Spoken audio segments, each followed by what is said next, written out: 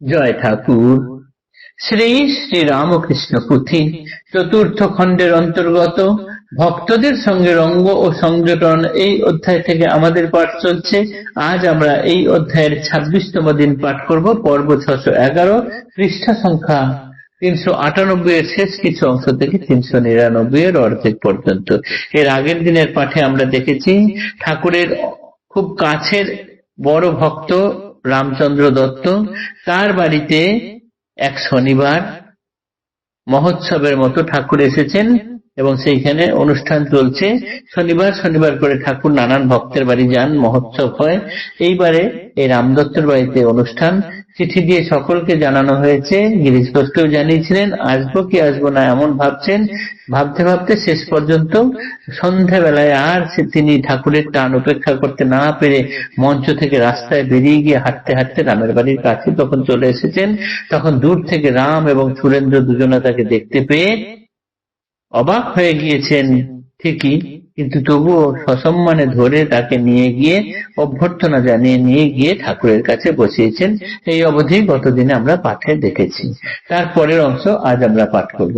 অতি অল্প পরিসরে রামের প্রাঙ্গণ, যেইখানে প্রভুদেব ভক্ত বিনোদন করিছেন সংকীর্তন উন্মত্তের পারা, সেই মতো মত্ত ভক্ত সঙ্গে আছে যারা, পূর্ণানন্দময়ে ঝরে আনন্দ কেবল, প্রতিভাতে যার ভক্তি আনন্দে বিহুবল। হীরকের খণ্ড যথা ঝলমল করে, পাইয়া আলোর রেখা দেহের উপরে, ভবনে প্রবেশ মাত্র গিরিশ মোহিত, দিব্য ভাবানন্দে হয় অন্তর পূর্ণিত।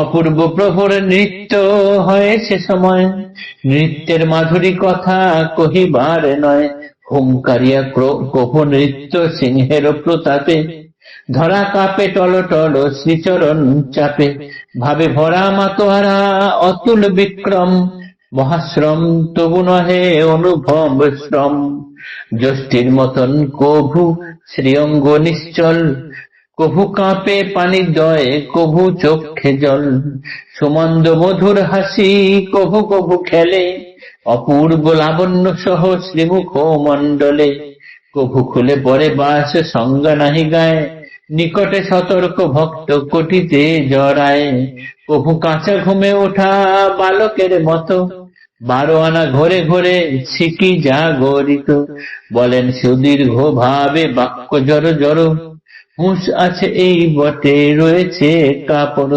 পুনরায় প্রভুরায় এই বাহ্য হারা, পরক্ষণে কখনো বা উন্মত্তের পারা, মাতোয়ারা ভাবে নৃত্য লাফে লাফে কাঁপে মাটি, খোল করো তালে বাজে তালে খুব খাঁটি, কভু অঙ্গ ঢলে এত ভাবের বিপরে, পরিভাব কিন্তু ঘুমে নাহি পরে, কখনো মধুর কণ্ঠে করেন কীর্তন, আখর রচিয়া তাই নূতন নূতন, কভু কোন মত্ত ভক্ত ভূমিতে পড়িয়া, জাগায়ে উঠান তার বুকেতে হাত দিয়া, পরক্ষণে নৃত্য গীত পূর্বের মতন, দেখিলে শুনিলে ধ্রুব মুগ্ধ প্রাণ মন, হইলেও সুকঠিন পুলিশের প্রায়, দ্রবিয়া গলিয়া পরে শ্রী প্রভুর পায়ে।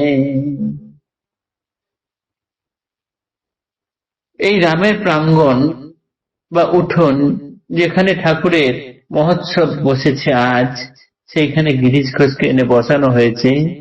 তিনি দেখছেন জায়গাটি খুব ছোট্ট, সেইখানেই ঠাকুর অন্যান্য ভক্তদের সঙ্গে উন্মত্তের মতো সংকীর্তন করছেন। আর ঠাকুরের সঙ্গে যারা আছেন তারাও যেন আনন্দই পাচ্ছেন, কেবল আনন্দই পাচ্ছেন। সমস্ত ভক্তই যেন আনন্দে বিহ্বল হয়ে পড়েছেন। হীরকখণ্ডের গায়ে আলোক পড়লে যেমন দুটি ঠিকরে বেরোয়, ঠিক সেরকম ঠাকুর যে মাঝখানে কি সংকীর্তন করছেন আর তার পাশে ভক্তরা ঘিরে রয়েছে, যেন মনে হচ্ছে আলো ঠিকরে বেরোচ্ছে। ঠাকুর যে অপূর্ব নৃত্য করছেন সে সময়, সেই নৃত্যের মাধুরী বা মাধুর্যের কথা পুঁথিকার বলছেন বর্ণনা করার মতো নয়, এত সুন্দর। ঠাকুর কখনো কখনো সিংহের মতো হুঙ্কার দিয়ে পা টলটল করে কাঁপছে, এমন অবস্থায় ভাবে মাতোয়ারা হয়ে মহাশ্রম করে কীর্তন করে চলছেন, অথচ শরীরে কোনো যেন শ্রমের অনুভব হচ্ছে না।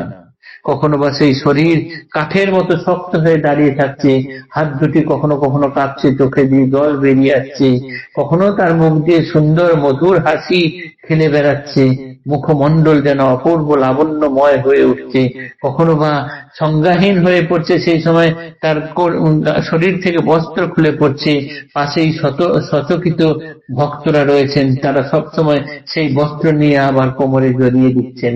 কখনো বা মনে হচ্ছে বালক কাঁচা ঘুম থেকে উঠলে যেরকম লাগে সেই রকম।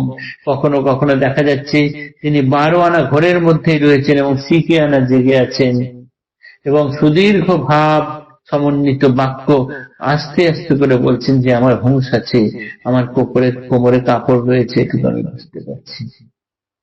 এই কথা বলছেন, আবার পরক্ষণেই উন্মত্তের মতো ভাবে মাতোয়ারা হয়ে করতালের তালের সঙ্গে তিনি নৃত্য করতে শুরু করছেন। ভাবে এত বিভোর হয়ে যাচ্ছেন যে কখনো কখনো কোনো ভক্ত মাটিতে পড়ে গেলে তাকে বুকের মধ্যে হাত দিয়ে জাগিয়ে আবার তুলছেন তিনি, আবার তিনি নিজে আনন্দের কীর্তনে মাতোয়ারা হয়ে যাচ্ছেন, এবং কখন বা কখন তিনি সমাধিতে চলে যাচ্ছেন। এই রকম ভাবে সকলে যারা দেখছেন তারাও মুগ্ধ হয়ে যাচ্ছেন, এবং এই কীর্তন দেখলে পরে অতি কঠিন যার প্রাণ তারও যেন হৃদয়ে গলে যায় বলে মনে হয়।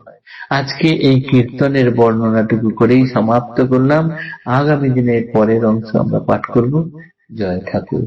নমস্কার।